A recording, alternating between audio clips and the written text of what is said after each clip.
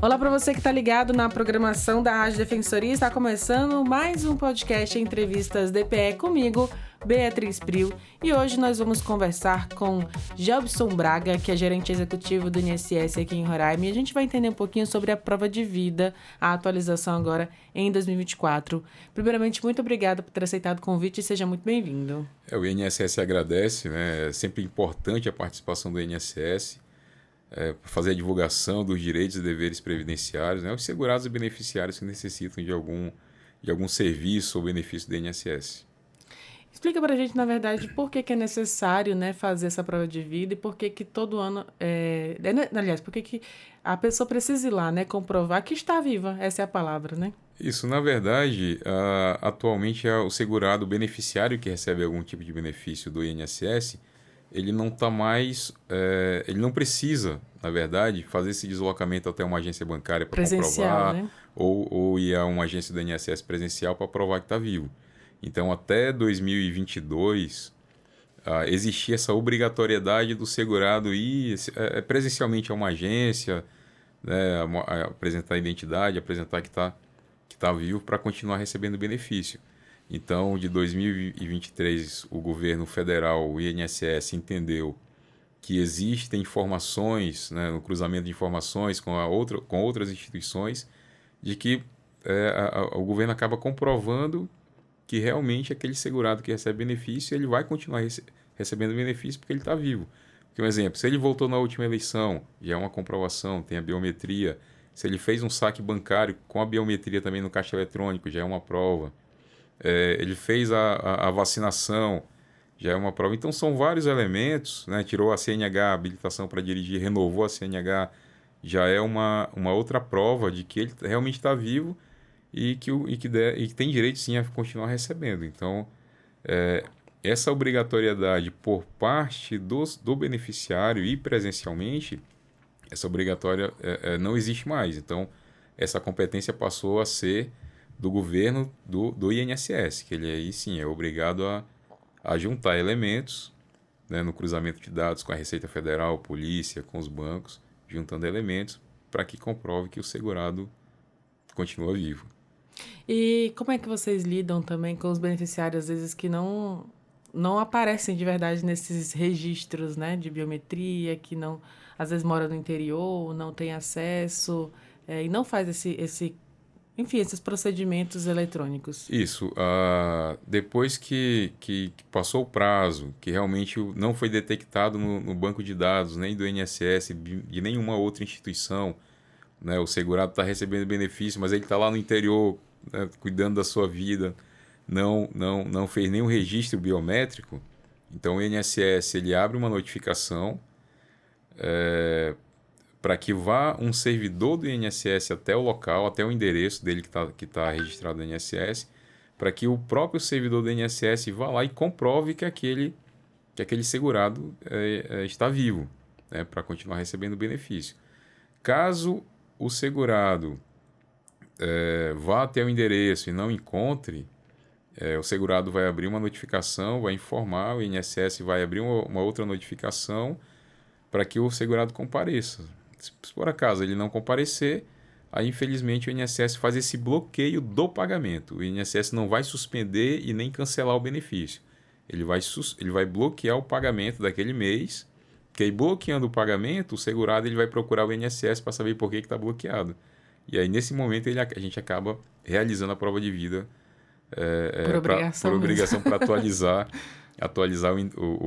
aí a gente atualiza o endereço, atualiza o cadastro, já faz tudo isso aí e faz a comprovação de que realmente ele está vivo. Mas isso aí o segurado ele tem que ficar tranquilo, ele não precisa ficar preocupado com isso, né? O INSS com certeza vai usar todos os caminhos para comprovar que esse beneficiário está vivo. Então o beneficiário atualmente ele não precisa se preocupar com a prova de vida, porque agora é de competência do governo do INSS.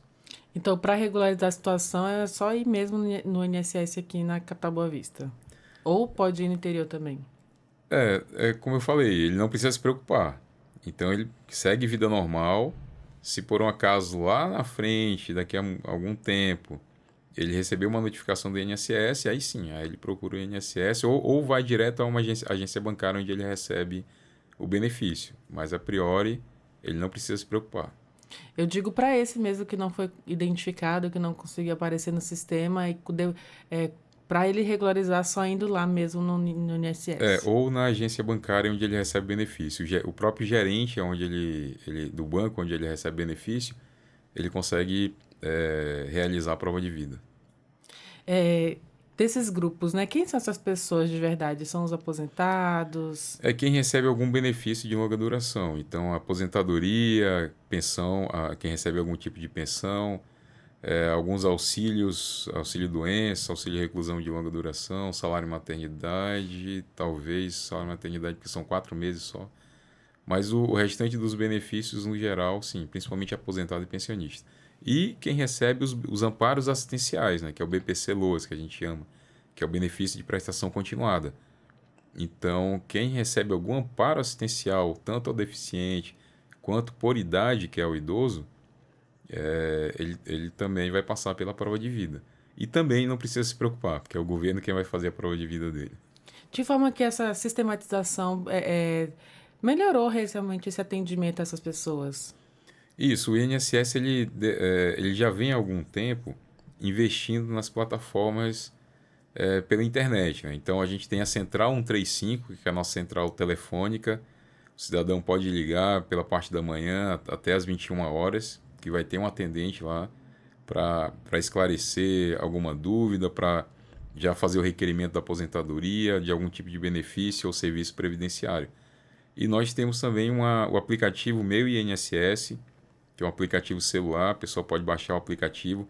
Então, o mesmo atendimento que ele vai receber em uma agência presencialmente, uma agência física do INSS presencial, ele pode solicitar esse atendimento pelo aplicativo. Então, no aplicativo a gente fala que é o INSS na palma da mão. Ele consegue emitir o extrato, solicitar uma certidão de tempo de contribuição, tem as informações lá, ele consegue solicitar o benefício de aposentadoria, ele consegue acompanhar os requerimentos, né, de serviços e benefícios. Então, é bem simples e rápido. E existe um número aqui em Boa Vista de pessoas que são esses beneficiários, na verdade? Tem uma ideia da quantidade de pessoas? No geral, o INSS, se eu não me engano, hoje mantém atualmente pagamento de benefícios em torno de 65 mil, 70 mil pessoas que recebem algum tipo de benefício do INSS. Então, acho que somando de aposentadorias e pensões e BPCs, eu acho que dá em torno de uns 40 mil. O que isso custa, né, para o INSS? Qual é o valor que isso é distribuído no Estado? Isso, o INSS mensalmente ele distribui aí em torno de 90 milhões de reais por mês. Então, esses 90 milhões que o INSS paga em benefícios, né, de aposentadoria, pensão, BPC, salário-maternidade, auxílio-doença, auxílio-reclusão, entre outros benefícios, isso aí acaba sendo injetado na economia local, tanto da capital quanto do interior.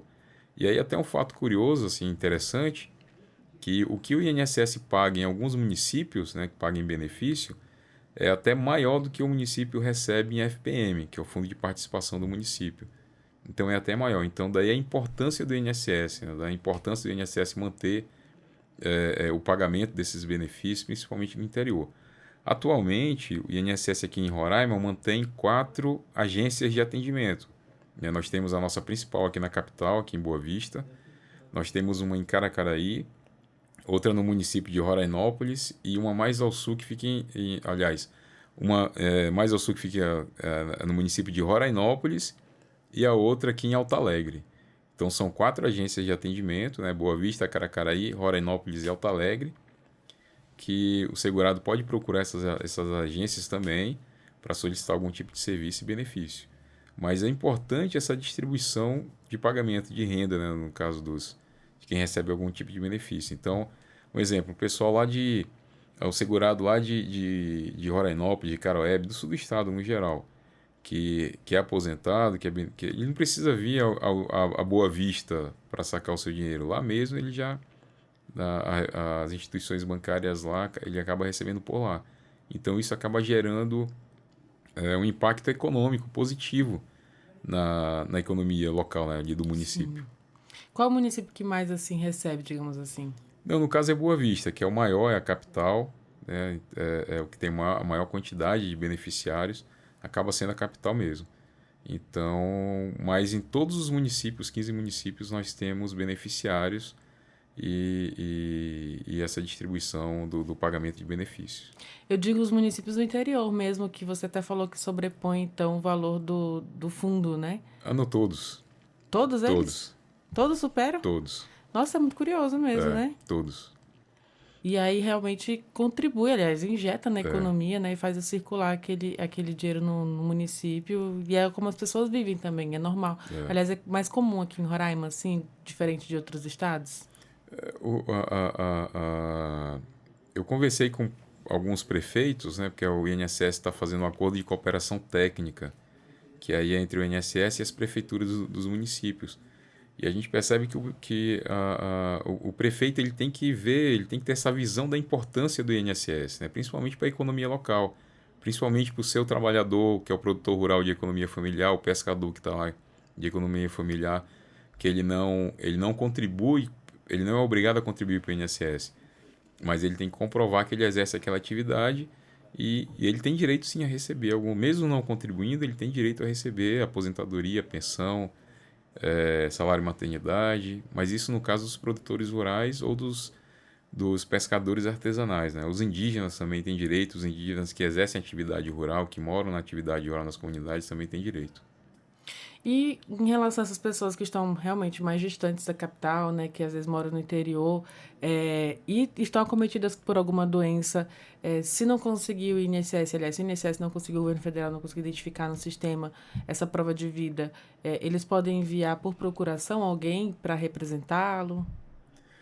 O primeiro vai um servidor até lá para verificar, né? Vai até o endereço, por isso que é bom o segurado sempre deixar atualizado As informações, isso, né? o endereço. Ele consegue atualizar pelo telefone 135, ele consegue atualizar pelo aplicativo ou site do meu INSS na internet, né? Ele consegue fazer essa atualização. Então, nesse caso, se o governo não conseguir registrar a prova de vida, o INSS vai encaminhar um servidor do INSS até o endereço dele, né, identificado, tudo certinho. Se ele tiver alguma dúvida, ele pode ligar para o 135, porque claro que pode existir aquelas fraudes, né? A pessoa ir lá e quando deixar bem claro que o INSS, quando ele entra em contato com o segurado, quando ele procura o segurado, ele não pede informações, porque o INSS já vai com as informações. Então ele não pede número de benefício, ele não pede os valores, ele não pede senha, entendeu? Então ele não pede cópia de documentos. Então o segurado tem que ficar bem atento à questão das fraudes, né? E é importante até você falar isso, porque a gente tem o Estatuto do Idoso, né? E muitos idosos sofrem esses golpes até mesmo dos próprios familiares, né? Ali um sobrinho, um neto, que às vezes tem má índole mesmo e acaba usufruindo desse benefício, né? Pedindo documentos dos avós, dos pais idosos.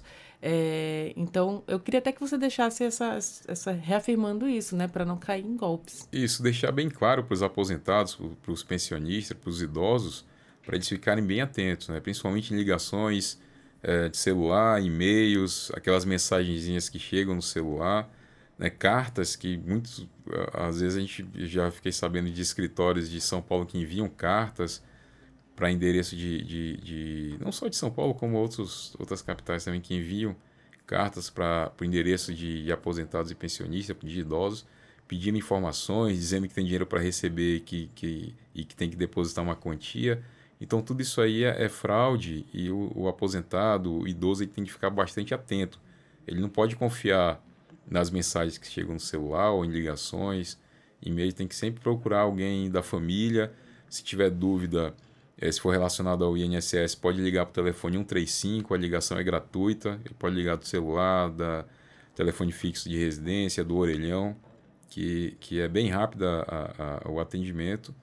E aí o próprio atendente do INSS pode esclarecer e verificar no sistema se realmente tem alguma notificação relacionada ao benefício dele. Então acho que esse é o principal alerta, né, nesse momento agora, porque a prova de vida você já falou que é feita automática, né, então para receber esse valor, fica tranquilo. Caso aconteça o bloqueio, o próprio INSS também vai tentar entrar em contato com o beneficiário, né? Aham. E tentar regularizar isso, desbloquear ali para ele voltar a receber. Em qual prazo ele volta a receber? Geralmente até 7 dias. Rápido, né? É Uma rápido. semaninha já está Depois, resolvido. geralmente até 7. É até 7 dias. Então ele já pode receber de imediato ou no dia seguinte, até 7 dias o dinheiro vai estar na conta. Que é a parte boa, né? O dinheiro cair na É. conta. E você tinha falado também que está acontecendo outro processo agora daquele que recebe o benefício continuado. Isso, o benefício de prestação continuada, que a gente chama que é o BPC-LOAS, né, da Lei Orgânica de Assistência Social, que é um amparo assistencial que o governo federal paga para idosos a partir de 65 anos ou para pessoas com alguma deficiência incapacitante de longa duração. Então, quem já recebe esse benefício, mas que ainda não atualizou seu cadastro junto ao CRAS, que é o cadastro do CAD único, né, ele tem que atualizar lá no Centro de Referência de Assistência Social, que é o CRAS da Prefeitura. Então, o CAD único, que é o cadastro único, tem que ser atualizado a cada 2 anos. Então, um exemplo, quem fez a atualização em 2000, a gente já está em 2024. Aliás, quem fez em 2020, a gente já está em 2024. Então, já se passaram 2 anos. E aí o governo agora está fazendo esse levantamento, está notificando esses beneficiários do amparo assistencial, do BPC, para que eles compareçam ao CRAS para realizar o cadastro único. Então, aquele beneficiário que recebeu a notificação, mas não foi atualizar o cadastro único, ele teve o seu benefício bloqueado, o pagamento do benefício bloqueado. Então, o dinheiro está no banco para ele sacar, mas está bloqueado. Então, foi bloqueado justamente para que ele procure o CRAS e faça a atualização do cadastro único. E fazendo a atualização do cadastro único, que a gente chama de CAD único, o próprio sistema já dispara automaticamente um comunicado ao INSS e ao banco para que seja desbloqueado o pagamento. Então, esse desbloqueio também pode levar até 7 dias. Para atualizar esse cadastro lá no CAD único, os documentos são os documentos pessoais mesmo, né? Lá no CRAS. Ou, aliás, no CRAS. Ele vai atualizar o CAD único lá no CRAS. É porque as siglas, né? Acaba confundindo. Isso. Mas os documentos pessoais são suficientes, identidade, né? CPF e comprovante de residência. Identidade, CPF e comprovante de residência, ele consegue atualizar o CRAS lá. E automaticamente é notificado no INSS. Isso. Ele pode... O CRAS, são vários CRAS que a prefeitura mantém nos bairros, então o segurado deve procurar o CRAS mais próximo da sua residência. Então, realmente, assim, a tecnologia, né, sistematizou tudo isso e facilitou a vida até do trabalhador do INSS. Verdade. Inclusive, antes da pandemia, o INSS já estava com essa ideia assim, de fortalecer os canais remotos de atendimento, né, como o site, o 135, o próprio aplicativo. E na época da pandemia, que todo mundo ficou em casa, o INSS não pôde atender, então o INSS acabou liberando inclusive até o trabalho remoto, né, dos servidores. Então muitos servidores foram designados para centrais de análise. Então a maioria dos servidores do INSS hoje, eles são exclusivos para analisar pedidos de aposentadoria, de pensão, até para dar uma celeridade nessa análise de documentos e de processos. Jobson, eu queria que você até lembrasse, né, mais uma vez reprisasse aí um pouquinho sobre esse trabalho que o INSS faz. Então, a prova de vida, ela é automática, né, e o segurado, o beneficiário pode ficar tranquilo. Isso. A prova de vida, ele não precisa se preocupar, ele pode ficar tranquilo. Agora é de competência do governo, o governo é que vai fazer o cruzamento de dados, né? Então, o segurado pode seguir a vida dele normal, renovando a sua habilitação, que aí já conta para o INSS. Votando, atualizando o seu título de eleitor. No caso da vacinação. São várias questões que o governo mantém como banco de dados, né? Então, ele faz esse cruzamento de dados. Na declaração do imposto de renda junto à Receita Federal também, o INSS já faz esse cruzamento de dados que acaba servindo como prova de vida. Então, o segurado atualmente não precisa se preocupar. O INSS mantém o Programa de Educação Previdenciária, que é uma equipe que participa das ações itinerantes, né? Então, participa em parceria. Então, a gente já participou em parceria com a Defensoria Pública do Estado, já participou com a Justiça Itinerante do Tribunal de Justiça, com a Justiça Federal, até mesmo com a Defensoria Pública da União. Então, são parceiros do INSS, o INSS é parceiro dessas instituições, que nessas ações itinerantes, principalmente no interior do estado, a gente acaba levando esses serviços e benefícios e esclarecendo por meio de palestras, de panfletagens, né? O atendimento presencial também nessas ações itinerantes é importante. Então a gente agradece a Defensoria, né? Porque a Defensoria está sempre realizando essas ações itinerantes, tanto aqui nos bairros da capital, aqui em Boa Vista, quanto do interior. Eu vou deixar esse espaço também para você falar alguma coisa que a gente pode ter deixado passar, né? Algo que passou despercebido, para fazer suas considerações também. Certo. O INSS é uma grande seguradora, né? É a maior seguradora do Brasil. Por isso que o próprio nome já diz, é Instituto Nacional do Seguro Social. Então o trabalhador ele tem que ficar atento nas contribuições, no recolhimento, né? Então quem trabalha em alguma empresa tem que exigir a carteira de trabalho, porque por meio da carteira de trabalho assinada é que a empresa começa a repassar os recolhimentos para o INSS, porque como é uma seguradora, o trabalhador acaba precisando de alguns benefícios ou alguns serviços previdenciários, né, como auxílio-doença, salário-maternidade no caso das mulheres, e agora também dos homens também eles podem ter direito. Então é toda uma gama de serviços e benefícios que o trabalhador tem direito, né? O empresário, quem é autônomo no caso do MEI, né, do microempreendedor individual, quem faz a contribuição, o contribuinte individual, os estudantes ou donas de casa que não tem aquela renda fixa, mas que podem começar a contribuir como contribuinte facultativo a partir dos 16 anos. Eles também já devem pensar na sua aposentadoria, já devem pensar em algum benefício que eles podem ter direito, sim, né, como salário-maternidade, auxílio-doença. Deve existir essa preocupação. E a gente percebe que o jovem, quando ele está no início ali, ele não tem muito essa preocupação. Ele vai começar a se preocupar depois que ele chega ali perto dos 50 anos, que ele já começa a se preocupar com a aposentadoria. Mas no início ninguém está preocupado. E aí é importante o INSS alertar, né, para que o jovem fique atento nessa contribuição, nessa solicitação do direito da assinatura da carteira de trabalho, né, porque isso aí vai influenciar no futuro, principalmente na hora de pedir aposentadoria. E todo mundo quer se aposentar, né? Descansar todo mundo quer se aposentar, é verdade. Eu agradeço a sua presença aqui, esclarecimentos, e parabéns pelo trabalho também do INSS aqui em Roraima, que você, no caso, está como gerente aqui no nosso estado. Muito obrigada. Tá, a gente agradece, o INSS fica à disposição, né, o que a Defensoria precisar. O INSS é parceiro da Defensoria, né? Então a gente trabalha junto, participa das ações juntos e aí a gente deixa as portas abertas do INSS para a Defensoria e para toda a população aqui roraimense. Obrigada mais uma vez. E assim a gente encerra mais um podcast Entrevistas DPE. E eu te lembro que você pode ouvir essa e outras entrevistas acessando os canais oficiais da Defensoria Pública de Roraima, no Deezer, no Spotify e também no YouTube. Qualquer dúvida é só digitar Defensoria RR. Muito obrigada pela sua companhia e até o nosso próximo encontro. Tchau, tchau!